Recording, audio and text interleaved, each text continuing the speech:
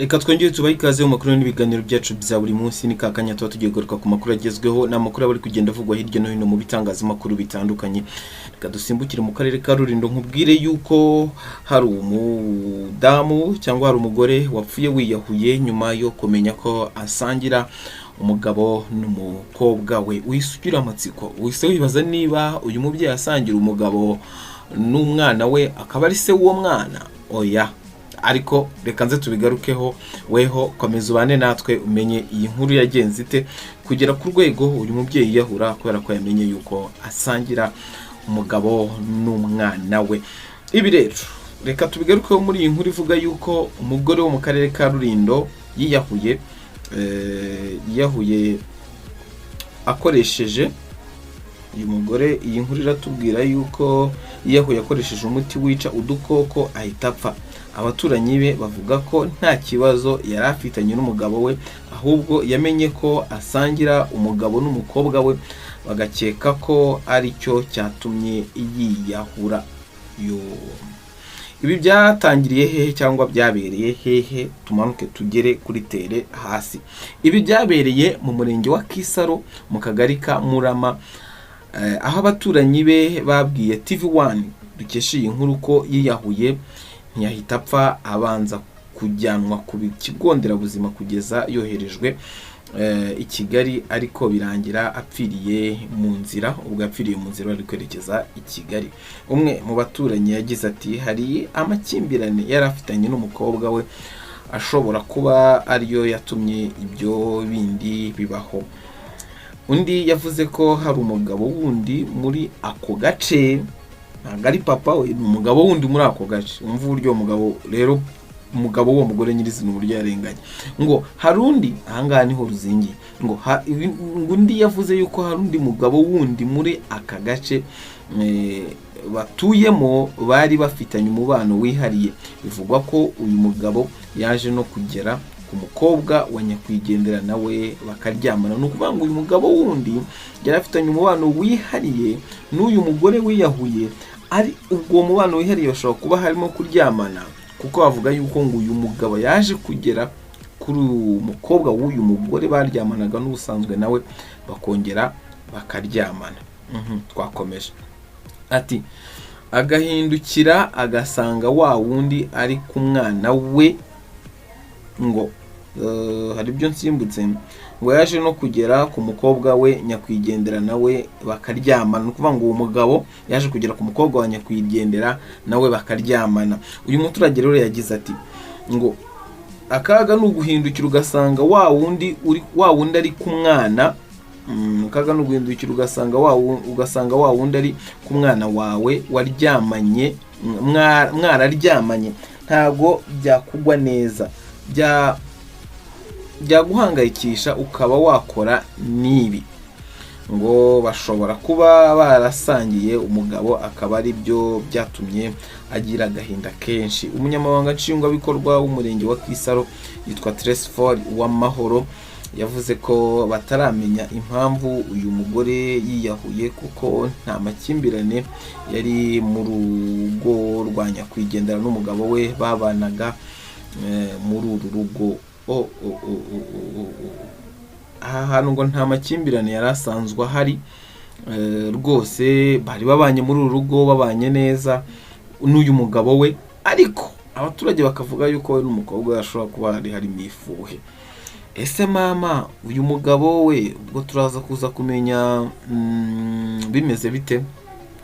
Uyu mugabo we aho ari amerewe ate? Nimba ayo makuru ari kumugeraho yuko umukobwa we yaba yararyamanaga n'undi mugabo wo hanze, ariko uwo mugabo akaba yararyamanaga n'umugore we. Aha niho biraza kuza kuba bibi.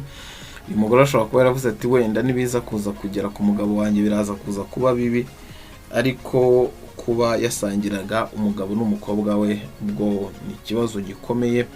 Ni ikibazo kiba kigomba kugira gute? Ni ikibazo kiba kigomba gushakirwa umuti, naho ubundi bitabaye ibyo ni ibibazo n'amahano.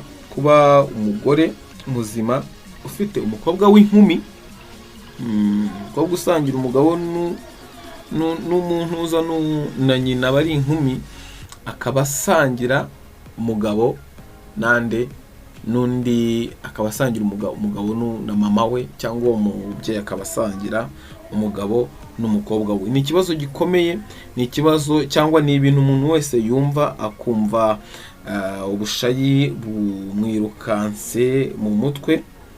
Ariko nyine isi niho igeze, ibintu byageze hehe, byageze iwa Ndabaga, ntawamenya. Reka dutegereze, wenda hari andi makuru umuryango we ushobora kuzatanga.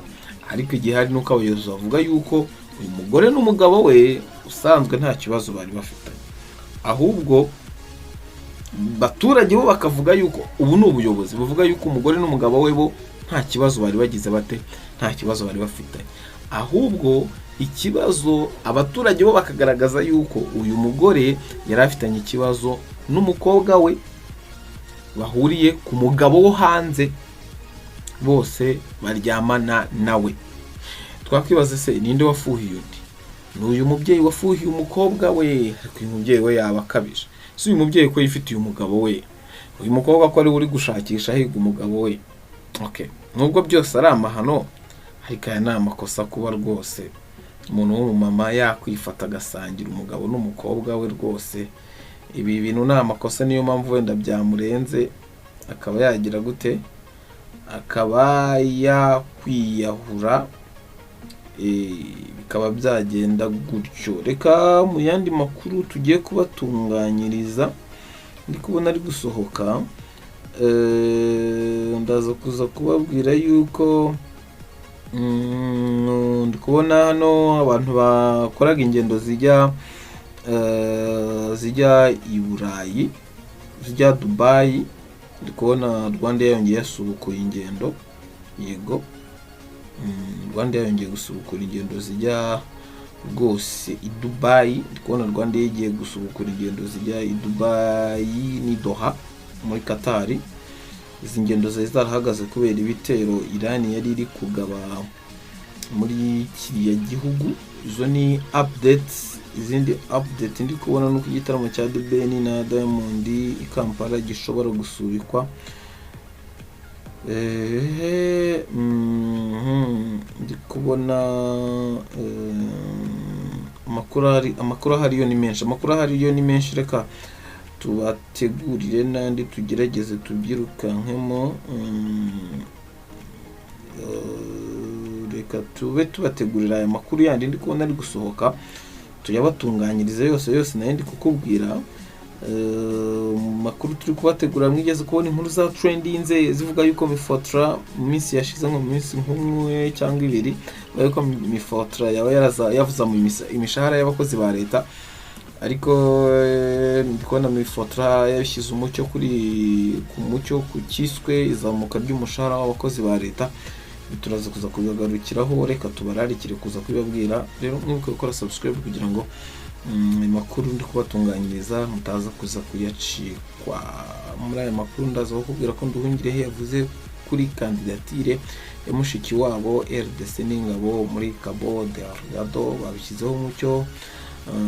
Ndi kubona bavuze ku Rwanda rwongeye kuvuga kuri Ebola, ngo intego nuko Ebola itagera mu Rwanda.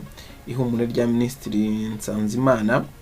U Rwanda rukomeje ubwirinzi bukomeye. Imibare yaherukaga nabonaga bari kuvuga yuko abantu bagera muri 200 na bangahe, subwo nabishyize hera, abantu bagera muri 200 na bari bamaze kwicwa na Ebola. Hari inkuru twari twabivuzemo. Updates zihari ziravuga ngo iki, ziravuga yuko abantu bagera muri 200, barenga 238 gutyo, ubwo hafi za 40 bari bamaze kwicwa na Ebola muri Repubulika Iharanira Demokarasi ya Kongo. Repubulika Iharanira Demokarasi ya Kongo nini cyane, ku buryo iki cyorezo kiramutse kibaye kidakurikiranywe ngo gikumirwe hakiri kare, hashobora kuvuka ibindi bibazo. Kiramutse kinjiye mu Rwanda rero, kikinjira mu Rwanda gishobora kuba cyasya kitanzitse. Ariko mu Rwanda icyiza gihari nuko abaturage bumva kandi bakagirwa inama, bakagerageza no kubahiriza zimwe mu ngamba harimo kugira isuku n'ibindi bitandukanye, kwambara udupfukamunwa n'ibindi. Mu gihe muri Congo twagiye tubonayo cases nyinshi zitandukanye zivuga yuko abaturage baho bamwe bajyaga bajya kwiba, abarwayi bajyaga batoroka ibitaro, bamwe bakajya kwiba, bakajya gushyingura uko biboneye, bashyingura umuntu wabo batashyizeho ubwirinzi. Mbese babikora nk'ibintu bisanzwe, kandi burya gukora byonyine ku muntu wishwe na Ebola nawe ishobora guhita ikwataka. Ngayo ngukorera reka tubatunganyirize n'ibindi.